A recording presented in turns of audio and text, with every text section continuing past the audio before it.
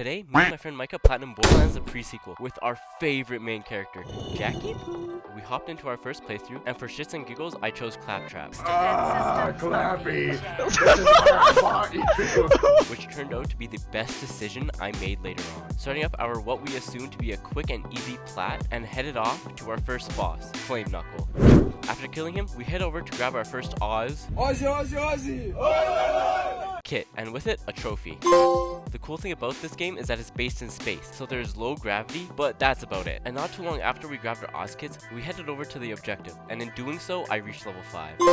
Since we were trying to be as effective as possible, randomly, me and Zerk jerked each other, giving us both a quick and easy trophy. Get it? Zerk jerked? Now I understand your need. No, tough crowd, I guess. We head back over to Athena's girlfriend woman and turn in the quest for beating the little boy deadlift. Now here, we made it to Concordia, basically sanctuary for the pre-sequel. And the first person I go looking for is of course my favorite stepmom Moxie. She makes me feel so warm inside. And here is where the grinder is. The trophies for it are downright horrible. But the last trophy I got was worth every second. Still in Concordia, we fixed up some signal jammers, and with that, we headed back to stepmom.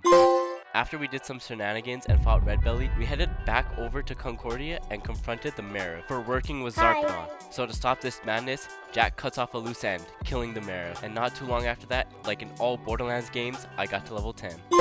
While progressing through the story, we meet Bosun, protecting the AI core Jack needs. This boss fight was a breeze, and after we killed him, we snatched that AI core. Now that we had her AI core, Jack wanted to insert her into the constructor's ass to control it, and she was not having any of that. We forcefully made her submit and got her ready for Jack's use. Speaking of submission, after more than 10 long years of knowing Zerk, my well-deserved mouth-to-mouth makeout sesh happened with bro. The story was kinda hard to follow at the beginning, but when we rescued this little insecure scientist, we got a story pop. And right after saving 2 more scientists, we head back to Daddy Jack, and he did what any normal sane person would do. Kill all of them, because he felt like it. Honestly, a valid reason. We headed to the command station and made a fast travel station for Jack, so he could control and stop the Eye of Helios, aka this big ass fucking purple laser shooting at Pandora.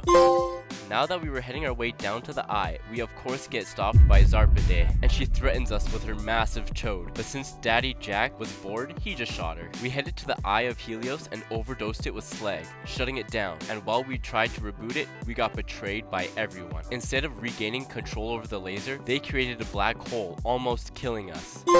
And for some reason, while we were heading to the final boss, they gave us a trophy for killing a normal enemy. We made it to the final boss, who was straight oral farming in the intro. He switched up faster than your dad when you came out your mama. This dude changed between all 4 elements during the fight, regenerating all of his health each time. But all in all, he was pretty hard and was easily the coolest boss in the game. And of course, Lilith comes in to ruin Daddy Jack's plan, punching the vault symbol into his face, ruining all of his plans. TMO. We had a very long journey ahead of us, but the last trophy was worth all of it in the end. Now, as we were doing all of the side quests, after bumping into Zerk, my fat ass landed on one poor soul.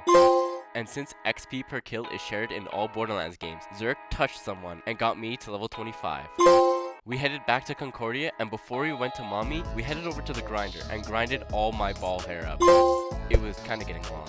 Shut your stupid. Okay, moving on. I headed over to Moxie's bar, and since I couldn't find her, I got as drunk as possible, getting all of her mocktails. And after drinking my feelings away, a random trophy glitched. And while looking what that glitched trophy was for, we got another pop for completing a quest. Spamming through side quests, I grabbed a customization, and in like all Borderlands games, it came with its own trophy. Since almost nobody plays this game anymore, I was worried about how we would get the sub-level 13 trophy with a full squad. But here, the legend himself, Lord Salad Bowl, came in clutch. With his 2 accounts, he joined us and we completed it with 4 people. Now completing our 30th side quest. They seriously jizzed all over us with trophies during the side quest. And after doing both of the Captain Chief Keef's quests, I think I started to fall in love with his mustache. At the beginning of the video, I said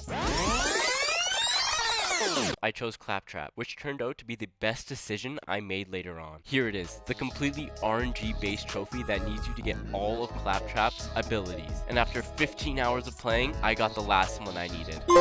Seriously, the most random side quest gives you trophies in this game. Like in here, all we did was shoot a rocket and it wasn't even canon. Can't complain though. After we killed Zarpade, she couldn't hide her secret stash of Mommy Moxie picks forever. There was even a side quest for leading us right to it. Should call her more like Zarpa, not very good at hiding Mommy picks. Shut the fuck up! Shut up! Randomly, while still doing side quests, I had discovered all the name locations on Helios space station. And honestly, probably the most disappointing thing in the game was the raid boss. It was just a copy and paste of the final boss, just with more health. It sucked. And not too long after the raid boss, throughout the whole game, we accumulated 50 gray drops and donated them, completing the final quest. As well as the poopy gray gun quest too. Now that we finished all the side quests, we discovered all named locations before starting New Game Plus. So here are all of those. Not very exciting stuff. Throughout the whole game, I was not getting lucky with loot at all. And finally, in New Game Plus, I got the single thing I needed and attached it to my Robo Day. And since we were already in Concordia, we went to the grinder and put in 3 legendary guns, guaranteeing I'd get a legendary back. Next up was getting to level 50, and it was a breeze. We spammed through the first quest in UVHM, giving us like 50,000 XP each time. It was easy work. Just like the Goliath in Borderlands 2, legendary game by the way, there was an enemy in here that could turn against their own. I turned a Eternal into an Eternal Magnus, and made him suck the souls out of 3 of his allies. While we were doing the side quest for the first time, we were so locked in on getting them all done, we missed a missable achievement for killing the poacher. So we head back to collect all of the elemental sex dolls and kill them for being such a freaky bob. And instead of iridium in this game, they're called moonstones. And in here, you can also open certain chests with them for better loot, and all we had to do was open 10 of them. It was an expensive ass trophy. Probably the most tedious trophy for me was for ground slamming 3 frozen enemies. We tried multiple times on multiple days, and while I was alone, I randomly tried and it finally worked. Now, since the whole game was based in space, naturally they made a trophy for suffocating for 5 minutes. Which was good because I needed to piss anyway.